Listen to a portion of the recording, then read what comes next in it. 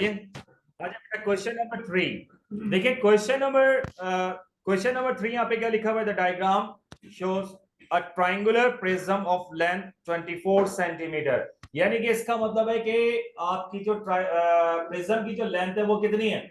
24। its cross section is an equilateral triangle। सही है। what is the meaning of the equilateral triangle? ये अगर 8 है तो ये भी कितना होगा?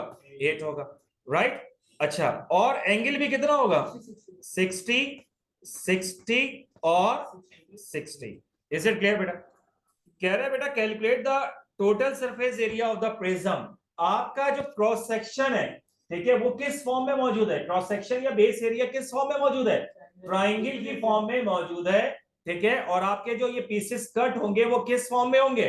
ट्राइंगल की फॉर्म में होंगे। इसका मतलब है कि अगर मैं तमाम पीसेस को मिलाऊंगा तो मुझे कितनी हाइट मिलेगी? 24। तो अब इसका मतलब क्या हो गया बेटा? हाइट कह लें या लेंथ कह लें, लेंथ ऑफ, ठीक है, प्रिज्म कितनी गिवन है बेटा? या हाइट ऑफ प्रिज्म कितनी है? 24 सेंटीमीटर, ठीक है। बेस एरिया किस फॉर्म में मौजूद है? बेस एरिया फॉर्म में मौजूद है, ट्राइंगल की फॉर्म में मौजूद है। लेकिन बेटा एक प्रॉब्लम आ गया है। ट्राइंगल की एरिया निकालने का फॉर्मूला होता है 1/2 बेस इंटू हाइट। क्या मेरे पास बेस गिवन है? क्या मेरे पास हाइट गिवन है या नहीं? नहीं है, ठीक है। अब मैं क्या करूं? सही है। एक और चीज है, ये जो क्वेश्चन है ये पेपर 2 का क्वेश्चन है, मैंने लिखा हुआ नहीं है। Is it clear?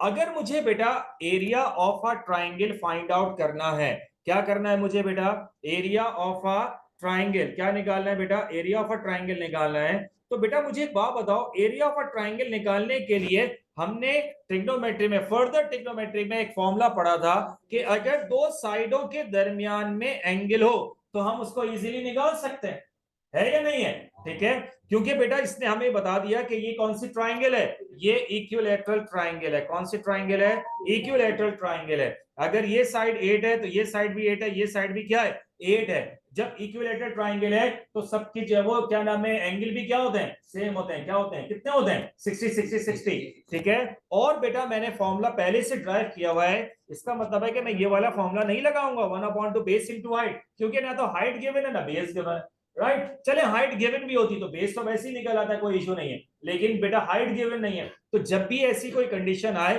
तो कहीं ना कहीं पे कोई ना कोई फॉर्मूला या एंगल मौजूद होगा, ठीक है। तो बेटा देखिए मैंने देखते ही आपके पास ये लगा लिया आइडिया कि ये कितना हो जाएगा, कि कौन सा फॉर्मूला लगेगा? Area is equal to 1/2 AB into sine C. यानी कि दो साइडों के दरमियान में कितना एंगल है? 60। आप कोई सा भी ले लें, ठीक है। तो ये क्या हो जाएगा बेटा? 1/2 8 इंटू साइन 60, ठीक है। क्या हो जाएगा बेटा? Base area. Base area is equal to 1/2, 2 4 8, 8 4 कितने हो जाएंगे? 32, 32 साइन 60। लगाओ बेटा, कैलकुलेटर से निकाले बेटा, जरा जल्दी से कैलकुलेट करके बताइए। 32 इंटू साइन 60 कितना होता है? जी बेटा कैलकुलेट करें। सॉरी 27.7। तो क्या मैं इसको ये लिख सकता हूं 27.8, ठीक है। या हाँ 27.8। अगर वन सिग्निफिकेंट फिगर पे जाऊंगा ना तो ये 28 ही हो जाएगा। इज इट क्लियर बेटा? सही है बहरहाल, बस ठीक है, इट्स ओके, ठीक है। अब आप मुझे एक बात बताइए, मुझे क्या चाहिए? मुझे वॉल्यूम चाहिए। किसका? वॉल्यूम ऑफ प्रिज्म, ठीक है, या वॉल्यूम ऑफ ट्राइंगुलर प्रिज्म, ठीक है। ट्राइंगुलर प्रिज्म का फॉर्मूला ये क्या हो जाएगा? प्रिज्म, प्रिज्म का क्या होता है? Base area into height. सही है बेटा। यहां पर जो हाइट है या लेंथ है, बेस एरिया कितना आ गया बेटा? 27.8, ठीक है। और हाइट कितनी है बेटा? 24। मल्टीप्लाई कीजिए, क्या आंसर आ रहा है? यस बेटा, what is the answer of this? 667.2 जी, 667.2 सेंटीमीटर क्यूब। ये क्या हो जाएगा? Volume of triangular prism. सही है बेटा जी।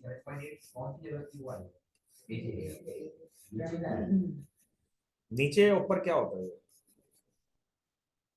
सही है भाई। इस पूरे पोर्शन का जो एरिया आया है ये क्या? 27.6 समझ में आ रही है बात ये?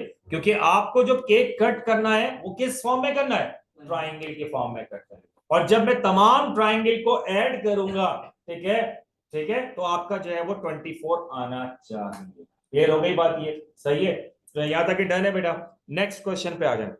सही है, नेक्स्ट क्वेश्चन देखिए बेटा, यहां पर क्वेश्चन में क्या लिखा हुआ है, question number 4। Question number 4, the diagram shows, ठीक है, the diagram shows a triangular prism, ठीक है, 3 मार्क्स का है क्या, और ये होगा, और ये है ये आपके पास पेपर 2 का ही है। सही है, ए सी कितना गिवन है, 15, ट्रायंगुलर प्रिज्म है, AC is equal to 15, BC is equal to 14 and angle CAB is equal ACB is equal to 27 degree. बेटा देखिए पहले पार्ट में इससे पूछा है कि कैलकुलेट AB, अब ये इसने ट्रिग्नोमेट्री को इसके साथ मिला दिया, ठीक है, ये कह रहा है ट्रायंगुलर प्रिज्म, तो मैं किसकी बात कर रहा हूं, मैं इस पोर्शन की बात कर रहा हूं, ABC। और इस ABC में अगर आप गौर करें, मुझे ये वाली साइड कैलकुलेट करनी है, और इसके अलावा एक साइड गिवन है 14, दूसरी साइड क्या है 15 है, और इन बिटवीन एंगल कितना गिवन है, कितना है 27, और 27 के अपोजिट साइड मुझे क्या करनी है, फाइंड आउट करनी है। तो क्या मुझे उस अपोजिट साइड को फाइंड आउट करने के लिए क्या मैं यहाँ पे कोसाइन लॉ अप्लाई कर सकता हूँ? ठीक है, अब आपने देख लिया कि वो किधर से शुरू हुआ है, बात वो मेंसुरेशन की कर रहा है, किधर घूम रहा है, ठीक है, ट्रिग्नोमेट्री के अंदर। सही है, और एक और चीज भी मैं आपको बता दूं, इसके बाद का एक और टॉपिक भी आता है, area and volume of similar figure and solid, वो भी इसी के अंदर ही आपके पास लगता है। ठीक है, तो बेटा अब हम यहाँ पर क्या अप्लाई करेंगे, कोसाइन लॉ, ठीक है, क्योंकि हमें कोसाइन लॉ से हमने क्या निकालना है बेटा, ए बी फाइंड आउट करना है। और ए बी मैंने आपको बताया था कि जो साइड निकालनी होती है वो कहां पर होती है, लेफ्ट साइड पर। तो बेटा मैंने इसको लिख लिया, A B square is equal to 14 square plus 15 square minus 2 into 14 into 15 into cos 27। सही है बेटा, यहां तक क्लियर है? अब आप जाइए अपने अपने कैलकुलेटर के ऊपर, 14 का स्क्वायर, ठीक है, 15 का स्क्वायर, इन तीनों को मल्टीप्लाई करें cos 27 के साथ, और उसको बताइए, जरा जल्दी से कैलकुलेट करके बताइए what is the answer of this. ठीक है, कैलकुलेट करें बेटा जरा जल्दी, बेटा सबके सब कैलकुलेटर निकालें अपना अपना।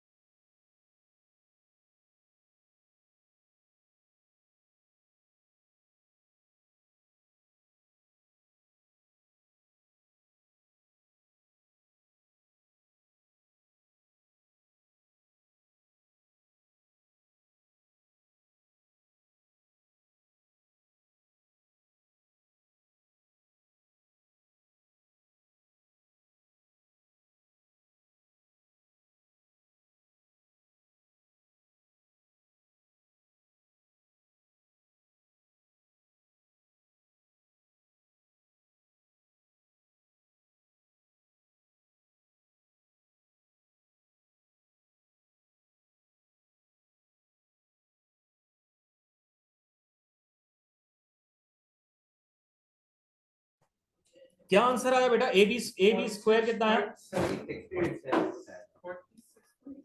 46.8, taking square root on both side, what is the answer?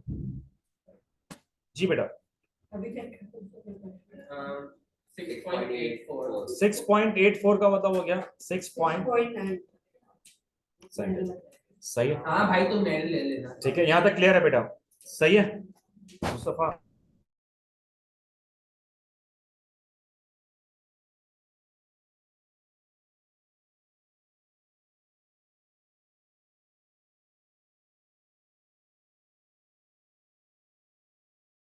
ठीक है बेटा, ए बी कितना आ गया बेटा, 6.9 सेंटीमीटर। क्लियर हो गई बात? ये क्या चीज आई है, ये आई है ये वाली साइड, इसको ये ले लिया 6.9 सेंटीमीटर। यहां तक क्लियर है बेटा? उसके बाद यहां पर क्वेश्चन पार्ट बी में क्या बोला है बेटा इसने, the length of the prism. The length of the prism का मतलब है, यहां पे ये कह रहे हैं the height of the prism. सही है, the height of the prism या length of the prism is p centimeter and the volume of the prism is 1000 centimeter cube। ठीक है, राइट, आपको क्या मालूम करना है, कैलकुलेट p फाइंड आउट करना है। सही है, the volume of the prism, sorry the length of the prism is p centimeter and the volume of the prism is 1000 centimetre cube, calculate P. ठीक है बेटा, यहां पर अब आप गौर करें, कहीं पर भी हाइट गिवन नहीं है, सही है ना, हाइट गिवन नहीं है, तो इसको कैसे कैलकुलेट करेंगे बेटा? अब यहां पर देखिए बेटा, वॉल्यूम, वॉल्यूम निकालने का फॉर्मूला क्या होता है? वॉल्यूम इज इक्वल टू, ठीक है, बेस एरिया इनटू हाइट, सही है, बेस एरिया इनटू हाइट। बेटा मेरा जो बेस एरिया है ना, वो बेस एरिया किस फॉर्म में मौजूद है? वो किस फॉर्म में मौजूद है? ट्राइंगल की फॉर्म में मौजूद है। किस फॉर्म में मौजूद है? ट्राइंगल की फॉर्म में मौजूद है, राइट। तो बेटा मैं यहाँ पे क्या निकालूंगा? Area of triangle. क्या निकालूंगा? एरिया ऑफ ट्राइंगल, ठीक है। और देखो गौर करो, एरिया ऑफ अ ट्राइंगल निकालने के लिए प्रॉब्लम हो गई है मेरे साथ। वो क्या है? सही है, दो साइड्स गिवन है और इनके दरमियान में क्या है? एंगल है। क्या फॉर्मूला अप्लाई करेंगे बेटा? एरिया इज इक्वल टू 1/2, जी बेटा, 1/2 14 into 15 into cos on sine 27, तो ये आ जाएगा ये। अब आप जरा कैलकुलेट करें, 2 7 कितने हो जाएंगे बेटा? 14, 105 मल्टीप्लाई बाय साइन 27, कैलकुलेट कीजिए, व्हाट इज द आंसर बेटा? 47.66, ठीक है, 47.66 का मतलब कितना हो जाएगा? 47.7 सेंटीमीटर स्क्वायर, ठीक है। अब अगर बेटा मैं वॉल्यूम निकालूं, ठीक है, तो वॉल्यूम ऑफ प्रिज्म किसके बराबर होता है? सही है, ऊपर निकला हुआ है फॉर्मूला, लिखा हुआ था, फिर दोबारा, बेस एरिया इनटू हाइट, ठीक है। मुझे बताओ वॉल्यूम कितना गिवन है? 1000, वॉल्यूम गिवन है 1000, बेस एरिया अभी कितना है? 47.7, ठीक है। और हाइट को उसने क्या नाम दिया है? पी का, ठीक है। तो मुझे एक बात बताइए, ये जो 47.7 है यहाँ मल्टीप्लाई हो रहा है, वहां पर जाके क्या होगा? डिवाइड, तो 1000 डिवाइडेड बाय 47.7, जी बेटा, what is the answer? 20.96, approximately it will be equal to 21 centimetre, और यही आपका आंसर है, ठीक है, राइट, सही है। यहाँ तक क्लियर है बेटा? कोई मसला? ठीक है जी। क्या है? ठीक है, a pyramid is defined as a 3 dimensional structure, सही है, ठीक है। ये भी क्या है? 3 डायमेंशनल स्ट्रक्चर है जिसमें बेस एरिया, ठीक है, क्या होता है? कोई भी पॉलीगॉन होता है। What is the meaning of the polygon? ठीक है, अब पॉलीगॉन का मतलब आप समझते हैं, ठीक है जी बेटा। पॉलीगॉन का मतलब क्या हो गया? एन साइडेड क्लोज फिगर, सही है ना। क्या होता है? N sided close figure. N जो है वो कहां से स्टार्ट होता है? 3 से स्टार्ट होता है। इसका मतलब है कि इसमें जो बेस एरिया है वो आपका ट्राइंगल शेप में भी हो सकता है। बेस एरिया क्या होता है? नीचे का एरिया। क्या होता है? नीचे का जो एरिया होता है बेस एरिया, वो ट्राइंगल की फॉर्म में भी हो सकता है, वो स्क्वायर की फॉर्म में भी हो सकता है, वो रेक्टेंगल की फॉर्म में भी हो सकता है, ठीक है। और ठीक है, वो जो है वो डिफरेंट रेगुलर पॉलीगॉन की फॉर्म में भी हो सकता है। It's depend upon the diagram. Clear हो गई बात? तो पिरामिड आपको पता चल गया, पिरामिड क्या है? पिरामिड भी एक 3 डायमेंशनल स्ट्रक्चर है जिसका बेस एरिया किस फॉर्म में होता है? ठीक है, पॉलीगॉन की फॉर्म में होता है, राइट। देखिए बेटा, यहां पर मैंने एक डायग्राम बनाई हुई है, ठीक है, ये है, और इसका जो बेस एरिया है वो किस फॉर्म में मौजूद है? ठीक है, स्क्वायर की फॉर्म में मौजूद है, ठीक है। किस फॉर्म में मौजूद है? स्क्वायर की फॉर्म में मौजूद है। स्क्वायर का मतलब क्या है? ये साइड भी इक्वल है, ये साइड भी इक्वल है, ये साइड भी इक्वल है, ये साइड भी क्या है? इक्वल है, ठीक है। अगर मैं आपसे बात ये करता हूं, ये ए और ये क्या है? B. What is this A B? A B is the height of the pyramid, ठीक है, राइट। अब अगर ट्राइंगुलर फेसेस, ठीक है, ट्राइंगुलर फेसेस कितने नजर आ रहे हैं आपको? ट्राइंगुलर फेसेस का मतलब जो ट्राइंगल बनी हुई है वो कितनी नजर आ रही है? 4, एक सामने वाली, 2 पीछे बराबर वाली, तीसरी बैक वाली, और चौथी जो इसके बैक वाली। क्लियर हो गई बात? ये तो देखो बात सारी क्या थी, क्योंकि मेरा बेस एरिया किस फॉर्म में मौजूद था? ट्राइंगल के सॉरी रेक्टेंगल सॉरी स्क्वायर की फॉर्म में मौजूद था, तो मेरे जो ट्राइंगुलर फेसेस होंगे ना वो भी कितने होंगे, 4 होंगे। अगर मेरा बेस एरिया ट्राइंगल की फॉर्म में हुआ तो मेरे ट्राइंगुलर फेसेस कितने होंगे, 3 होंगे। ठीक है, और अगर मेरा बेस एरिया रेक्टेंगल की फॉर्म में हुआ तो जब भी मेरे ट्राइंगुलर फेसेस कितने होंगे, ठीक है, 4 ही होंगे। सही है, it's depend upon this, right. तो बेटा इन ट्राइंगुलर, अब आगे आओ, सही है। अगर मैं टाइप्स की बात करता हूं, पहला टाइप आपका क्या है, ट्राइंगुलर पिरामिड। ठीक है, ट्राइंगुलर पिरामिड आपके पास क्या है कि जिसका बेस एरिया किस फॉर्म में मौजूद है, ट्राइंगल की फॉर्म में मौजूद है। इसका बेस एरिया किस फॉर्म में मौजूद है, ट्राइंगल की फॉर्म में मौजूद है। ठीक है, और इसमें अब देखें नंबर ऑफ फेसेस कितने हैं। आइए, नंबर ऑफ फेसेस का मतलब है 1 2 3, और एक कौन सा होगा, बैक साइड वाला। ठीक है, नंबर ऑफ फेसेस कितने हो गए, 4। वर्टिसेस कौन से होंगे, वर्टिसेस का मतलब होता है कॉर्नर, जहां पर दो स्ट्रेट लाइन आपस में इंटरसेक्ट करती हैं, वो कॉर्नर कहलाते हैं। वो कॉर्नर क्या कहलाते हैं, वर्टिसेस। ठीक है, एक कहलाएगा वर्टेक्स 1 2 3 4। सही है, कितने हो गए, 4। Number of edges, what is the meaning of the edges, edges का मतलब क्या लेते हो, यस, हाँ, साइड। साइड कितनी है इसकी, 1 2 3 4 5। सही है, और एक पीछे वाला। क्लियर हो गई बात ये।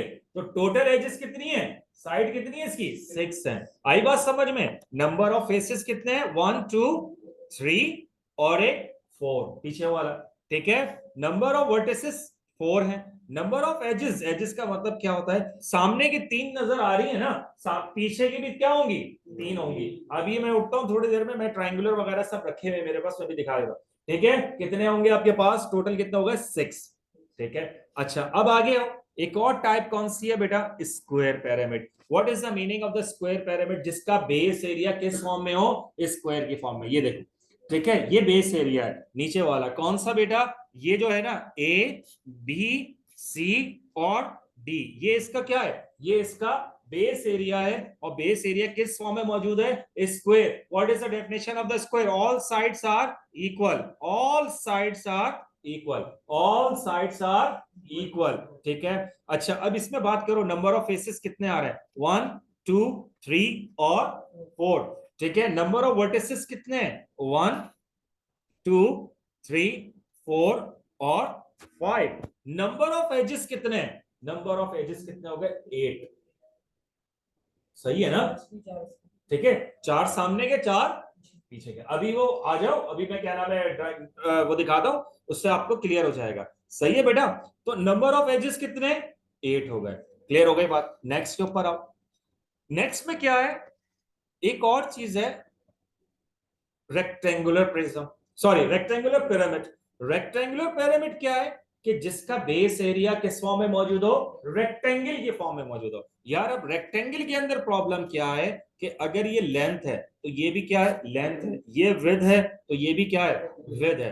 पीछे आओ जरा 1 मिनट के लिए, अगर मैं जब स्क्वायर की बात कर रहा था तो स्क्वायर में ये वाला फेस, ये वाला फेस, ये वाला फेस, ये वाला फेस, चारों फेस क्या होंगे, बराबर होंगे। लेकिन ट्राइंगल में जब भी रेक्टेंगल होगा तो ऐसा नहीं होगा। यहां पर ये वाला फेस और ये वाला फेस ये बराबर होंगे। ठीक है, ट्राइंगल फेस, ट्राइंगुलर फेसेस की बात कर रहा हूं। इसी तरीके से सामने वाला फेस और बैक साइड वाला फेस ये भी क्या होंगे, बराबर। यानी कि क्योंकि ये डिपेंड करता है लेंथ के ऊपर, ये भी डिपेंड करता है लेंथ के ऊपर, ये डिपेंड करता है ब्रेथ के ऊपर, ये डिपेंड करता है विड्थ के ऊपर। बात समझ में आई। ठीक है, तो अगर अब मैंने कितनी टाइप्स पढ़ी है पिरामिड की, पिरामिड की टाइप्स क्या कितनी है, नंबर 1 क्या है कि जिसका क्या था, ट्राइंगुलर, जिसका बेस एरिया ट्राइंगल की फॉर्म में मौजूद हो। एक क्या होता है जिसका बेस एरिया स्क्वायर की फॉर्म में मौजूद हो। एक क्या होता है जिसका एरिया बेस एरिया रेक्टेंगल की फॉर्म में मौजूद हो। अगर देखो, अब अगर फॉर एग्जांपल किसी और फॉर्म में बेस एरिया होगा तो वो उसका बेस एरिया गिवन होगा। सही है, फॉर एग्जांपल अगर रेगुलर हेक्सागोन की फॉर्म में हो तो उसका बेस एरिया क्या होगा, मौजूद होगा, गिवन होगा, उससे आप निकालेंगे। ठीक है, अच्छा अब आओ जरा बेटा इधर देखते हैं। ठीक है, अब अगर मैं बात करता हूं, ये अगर ये क्या चीज है, ये है net of the pyramid, net of the pyramid. यानी कि one triangular faces, second triangular faces, third triangular faces, fourth triangular faces, ये इसका बेस एरिया किस फॉर्म में मौजूद है? स्क्वायर की फॉर्म में मौजूद है। बेसिकली इधर देखो बेटा, यहां पर अगर मैं इस तरह से ये रखता हूं, ठीक है, मैंने क्या किया, यहां पर इस तरीके से अपने पेन को रखा, ये ट्राइंगल उठेगा, यहां पर इंटरसेक्ट करेगा, एक ट्राइंगल उठेगा, वो यहां पर इंटरसेक्ट करेगा, एक ट्राइंगल उठेगा यहां, और एक ट्राइंगल, ये चारों ट्राइंगल एक पॉइंट के ऊपर इंटरसेक्ट करेंगे, और बेस से लेकर अगर मैं उस चीज को कैलकुलेट करूंगा तो वो उसकी क्या कहलाएगी? हाइट कहलाएगी। क्लियर हो गई बात ये? ठीक है, तो ये क्या कहलाता है? नेट ऑफ, ठीक है, स्क्वायर पिरामिड। क्या कहलाता है ये? Net of square pyramid. सही है बेटा, net of square pyramid, right. इसी तरीके से ये पिरामिड किसका है? नेट ऑफ ट्राइंगुलर, ठीक है, ट्राइंगुलर पिरामिड। क्या कहलाता है? Net of triangular pyramid. Is it clear? क्योंकि देखें बेटा, इसका जो बेस एरिया है वो किस फॉर्म में मौजूद है? इसका बेस एरिया मौजूद है ट्राइंगल की फॉर्म में, यानी कि बेस एरिया का फॉर्मूला क्या हो जाएगा? ट्राइंगल का फॉर्मूला, ट्राइंगल का फॉर्मूला क्या होगा? 1/2 बेस इंटू हाइट। ठीक है बेटा, ये स्क्वायर की फॉर्म में था, तो एरिया, बेस एरिया यानी कि सिंपल एरिया किसके बराबर होता है? एल स्क्वायर के। और बेटा ऊपर वाला जो चलते हैं इसका, ये क्योंकि बेस एरिया रेक्टेंगल की फॉर्म में मौजूद था, तो इसका बेटा क्या हो जाएगा? Length into width. यहां तक क्लियर है? राइट, समझ में आया या नहीं आया?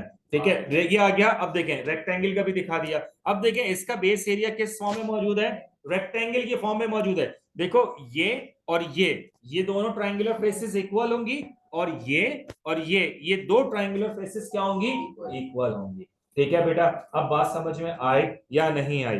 ठीक है, इन चीजों पे जरा सा गौर करें कि ये आपको नेट, अच्छा नेट की जहां तक की बात आ रही है, नेट मैंने आपको अभी भी सिखाया था उसमें ना, ठीक है, क्या नाम है, हाँ, ये लिमिट। ठीक है, यहां तक क्लियर है बेटा? ये पिरामिड मैंने आपको बता दिया। अब मैं आपको ये बताऊंगा कि बेटा पिरामिड का फॉर्मूला क्या होता है। ठीक है, पिरामिड का फॉर्मूला बताता हूं कि पिरामिड का जो है वो वॉल्यूम क्या होता है, फिर मैं आगे चलता हूं। ठीक है, आए बेटा। ठीक है, वॉल्यूम की अगर मैं बात करता हूं, सही है, volume, volume volume of volume of pyramid क्या हो जाएगा बेटा? जी, volume of pyramid is equal to 1/3, ठीक है, multiply by base area multiply by height. ठीक है, क्या हो जाएगा? 1/3 बेस एरिया इंटू हाइट। ठीक है बेटा, अब बेस एरिया हमने क्यों लिया है? ठीक है, बेस एरिया किसने लिया हुआ है? ठीक है, बेस एरिया इंटू हाइट। ठीक है, देखो बेटा, बेस एरिया क्यों? क्योंकि अगर मेरा बेस एरिया ट्राइंगल की फॉर्म में मौजूद है तो मैं कौन सा फॉर्मूला अप्लाई करूंगा? 1/2, ठीक है, 1/2 बेस इंटू हाइट। सही है, कौन सा लगाऊंगा? Base area into height. ठीक है, कौन सा लगाऊंगा बेटा? बेस एरिया इंटू, ठीक है, 1/2 बेस इंटू हाइट। ठीक है, और बेटा अगर, ठीक है, स्क्वायर की फॉर्म में मौजूद है तो मैं बेस एरिया का फॉर्मूला क्या लिखूंगा? L square. और अगर रेक्टेंगल की फॉर्म में मौजूद है तो मैं बेस एरिया क्या लिखूंगा? 1/2 लेंथ इंटू विड्थ। ठीक है ना? अच्छा, अब अगर मैं सरफेस एरिया की बात करूं तो सरफेस एरिया का फॉर्मूला क्या होगा? जी बेटा, देखिए इधर देखो, सरफेस एरिया क्या कहलाएगा? सरफेस एरिया, देखो बेटा यहां पर surface area according to the diagram बात कर रहा हूं। ठीक है, अगर मैं यहां पर बेसिकली मैं बात किसकी कर रहा हूं? रेक्टेंगुलर बेसिस की। ठीक है, मेरा बेस एरिया किस फॉर्म में मौजूद है? रेक्टेंगल की फॉर्म में मौजूद है। मेरे कितनी ट्राइंगुलर फेसेस हैं? चार ट्राइंगुलर फेसेस ये कहलाती हैं भाई, ये ट्राइंगुलर फेसेस कहलाती है 1 2 3 4। ठीक है, तो बेटा अब मेरा सरफेस एरिया क्या हो जाएगा? बेस एरिया प्लस, ठीक है, 2 टाइम्स ऑफ ट्राइंगुलर फेसेस, ठीक है, triangular faces plus 2 times of triangular faces. अब आप बोले होंगे सर आप इतने फेसेस क्यों बोले हैं? क्योंकि मैंने आपको अभी बताया था कि रेक्टेंगल में ये वाला ट्राइंगुलर फेसेस और ये वाला ट्राइंगुलर फेस क्या होंगे, इक्वल होंगे, और ये वाला ट्राइंगुलर फेस और ये वाला ट्राइंगुलर फेस क्या होगा, इक्वल होगा।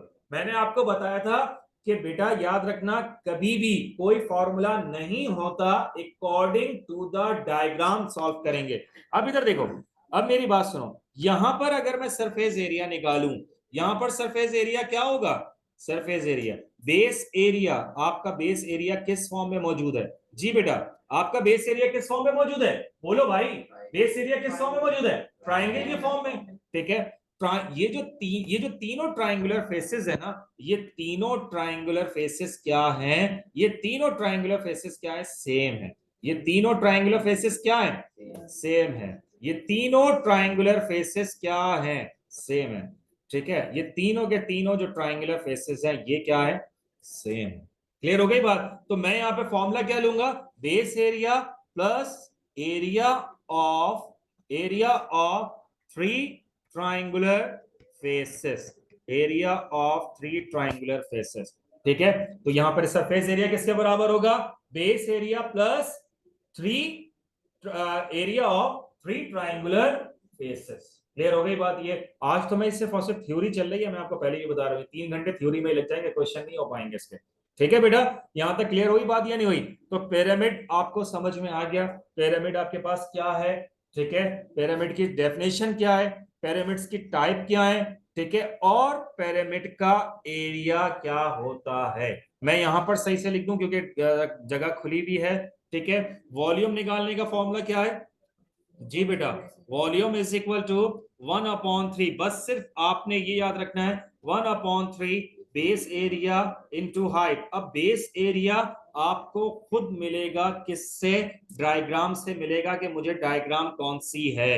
मेरी डायग्राम में अगर ट्राइंगल है, ठीक है, तो बेस एरिया ट्राइंगल की फॉर्म में होगा। मेरी डायग्राम में अगर बेस एरिया रेक्टेंगल की फॉर्म में है तो बेस एरिया का फॉर्मूला रेक्टेंगल वाला यूज करेंगे, ठीक है। स्क्वायर है तो स्क्वायर का यूज करेंगे। सरफेस एरिया का फॉर्मूला क्या होता है बेटा, surface area is equal to base area plus, ठीक है। अब यहां पर क्या करेंगे, ट्राइंगुलर फेसेस क्या यूज करेंगे, बेस एरिया प्लस ट्राइंगुलर,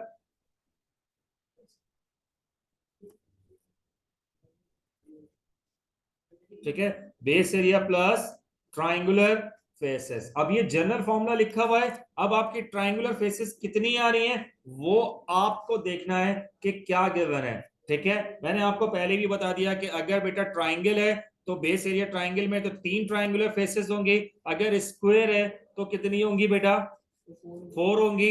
अगर सपोज ये करें कि अगर मेरा बेस एरिया रेगुलर हेक्सागोन की फॉर्म में मौजूद है तो मेरी ट्राइंगुलर फेसेस कितनी होंगी, 6 होंगी। क्योंकि बेटा हेक्सागोन, आप सारे लोगों को शायद ये भी नहीं पता होगा कि हेक्सागोन क्या होता है। हेक्सागोन का मतलब क्या होता है, ऑल साइड्स आर इक्वल। तो बेटा ट्राइंगुलर फेसेस कितनी होंगी बेटा, 6 होंगी।